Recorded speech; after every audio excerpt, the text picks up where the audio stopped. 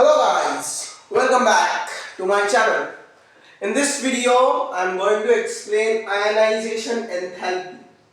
So in the previous two videos I have given, in the first one I have given the introduction about the chapter, and in the second video I have explained the topic atomic radius. But in this video I am going to explain the topic ionization enthalpy, ionization potential या फिर ionization energy.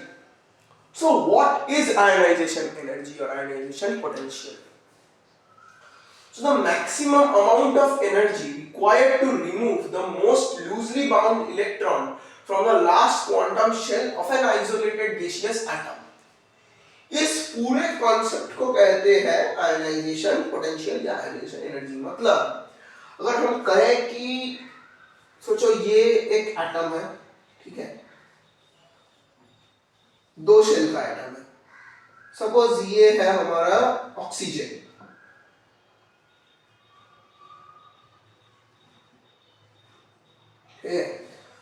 सो यहां से इस electron को valence shell से इस electron को बाहर निकालने में हमें जितना अमाउंट ऑफ एनर्जी अप्लाई करना होगा उसे ही हम लोग आयनाइजेशन एनर्जी कहते हैं। और ये एक जो है इंपॉर्टेंट पॉइंट है। The point to be noted is that the atom has to be an isolated gaseous atom. Isolated gaseous atom means that the atom should not be bonded with anyone. The concept, please wait a second. The concept that the atom should be an isolated gaseous atom means that it should not be bonded with anyone. So, suppose there's a kid. Okay, there's a kid. He has a chocolate, and here it is a group of kids. And they also have one chocolate each, and this kid has 3 chocolates.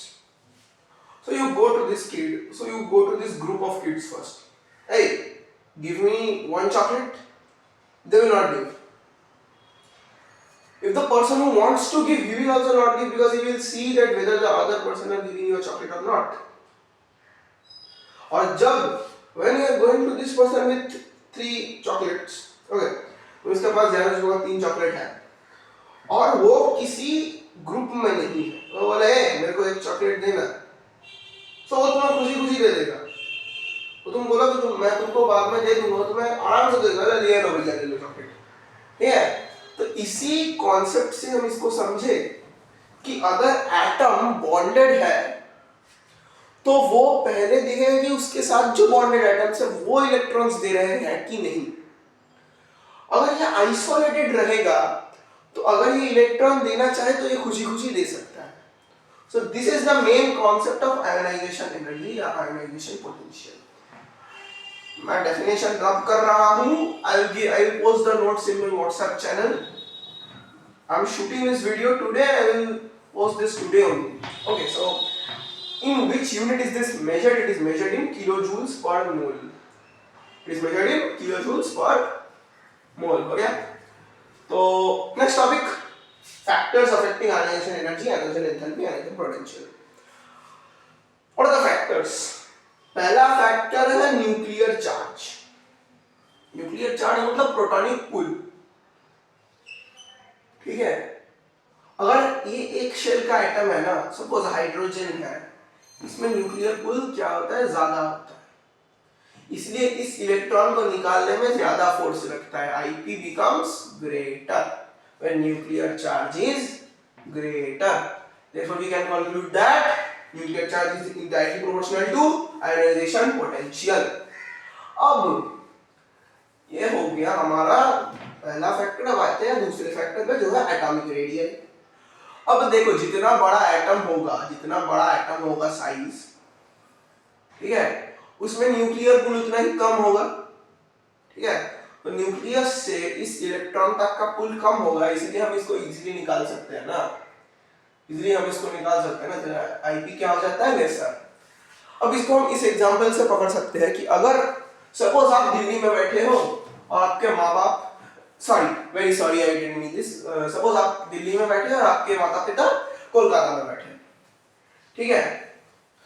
सो वो तो आपको control नहीं कर सकते ना, उतने क्या बोलते उतने पावर से आपको कंट्रोल नहीं कर सकते ना।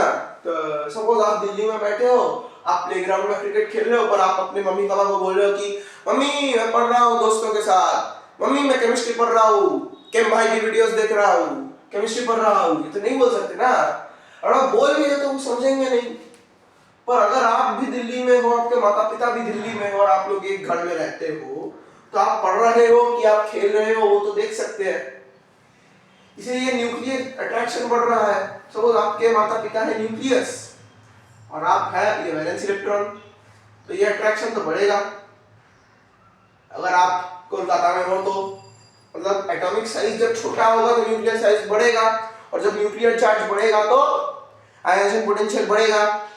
इसीलिए हम ट्रेंड्स में देखते हैं कि when we move across the period IP क्या होता है पता है, बढ़ जाता है, IP increases, and when we move down the group IP decreases. So what's the reason, what's the reason for it? So when we move across the period,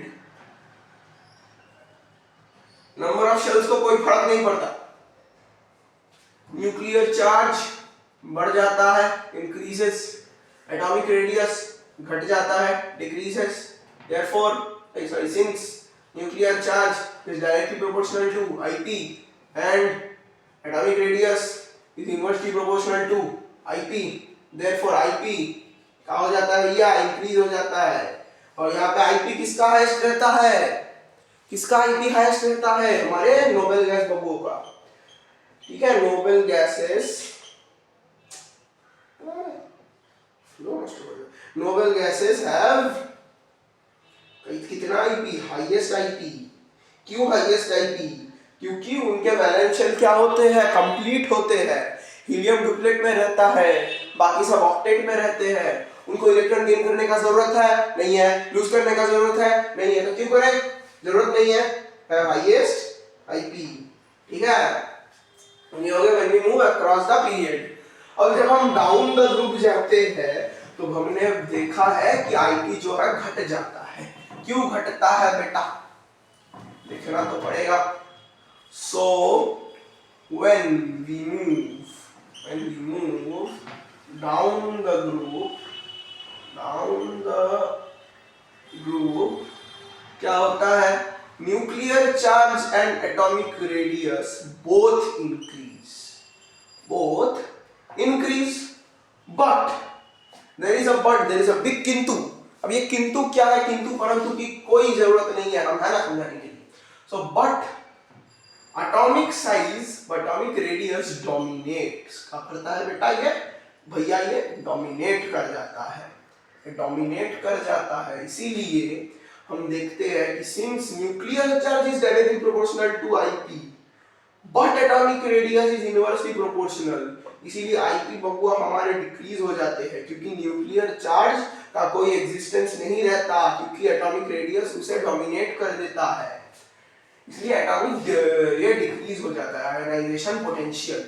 और इसी की वजह से सीजियम, जानते हो सीजियम हमारे ग्रुप 1 के, ठीक है, अल्काली मेटल्स ग्रुप 1, उसमें क्या होता है, हाइड्रोजन पकड़ते भी है, नहीं पकड़ते हैं, हम नहीं पकड़ेंगे फिर भी हम लिख रहे हैं, लिथियम, फिर आता है सोडियम, फिर आता है पोटेशियम, फिर आता है रुबिडियम, फिर आता है सीजियम, फिर आता है फ्रांसियम।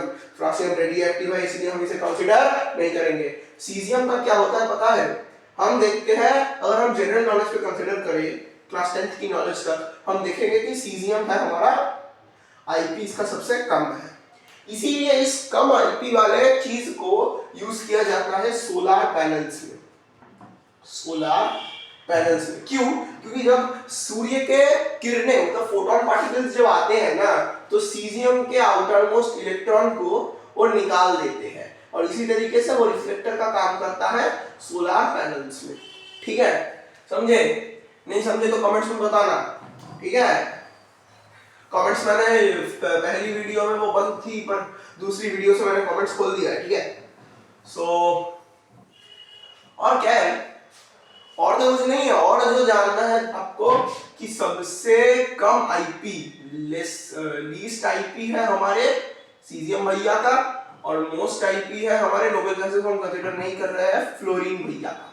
और इसके बाद हम देखेंगे कि मेटल्स का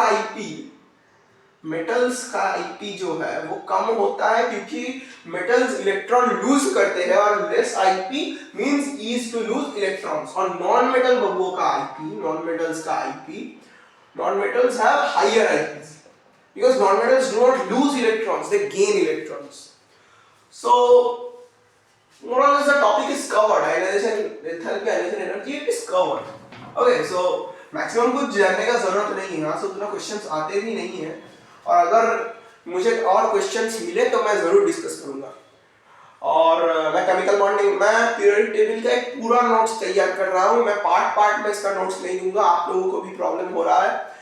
तो मैं पीरियोडिक टेबल का एक पूरा नोट्स तैयार कर रहा हूँ, मैं उसे जल्दी दे दूंगा, और उसके बाद हम लोग केमिकल बॉन्डिंग को शुरू करेंगे। और 9th क्लास की मैं सोच रहा हूँ कि मैं एक्सप्लेनेशन नहीं दूंगा, क्योंकि मैं यही दे दूंगा, क्या बोलते हैं उसको, नोट्स दे दूंगा, डीपीपी दे दूंगा, और जो 9th के मेरे भाई बहन है वो देख लीजिएगा।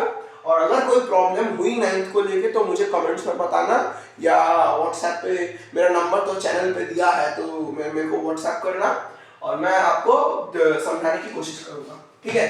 सो I think so this topic is covered. अगले वीडियो में हम लोग इलेक्ट्रॉन एफिनिटी को डिस्कस करेंगे। So till then, thank you, bye bye, stay safe, don't forget to like, share and subscribe. Thank you.